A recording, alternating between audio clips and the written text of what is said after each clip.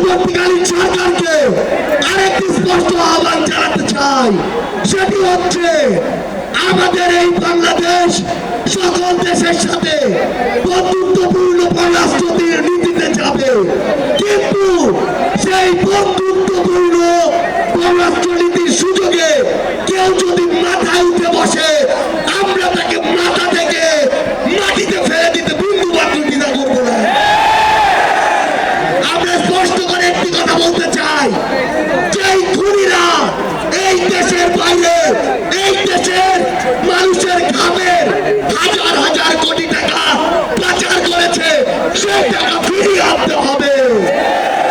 আমরা স্পষ্ট করে বলতে চাই, ওই গোপালগঞ্জে যেই খুনির দোসররা এখনো ঘাপটি মেরে আছে তাদেরকে আইনের আওতায় বিচার করতে হবে।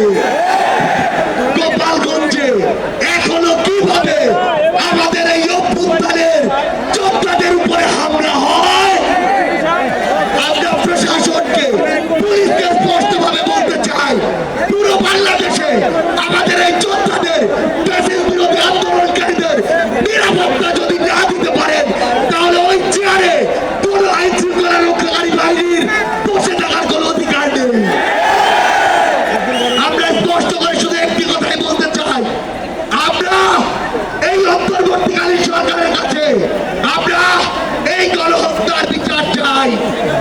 আমরা সিন্ডিকেট থেকে আমাদের মানুষের মুক্তি চাই। আমরা পাচারকৃত অর্থ ফেরত চাই। আমরা দ্রব্যমূল্য নিয়ন্ত্রণ করে মানুষের স্বস্তি চাই। আমরা আহত যোদ্ধাদের সুচিকিৎসা চাই।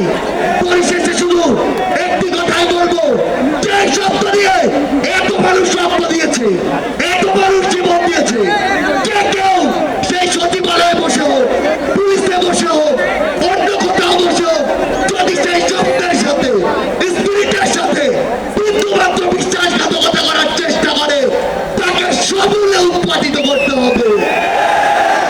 আমাদের আবারও দেখা হবে। সব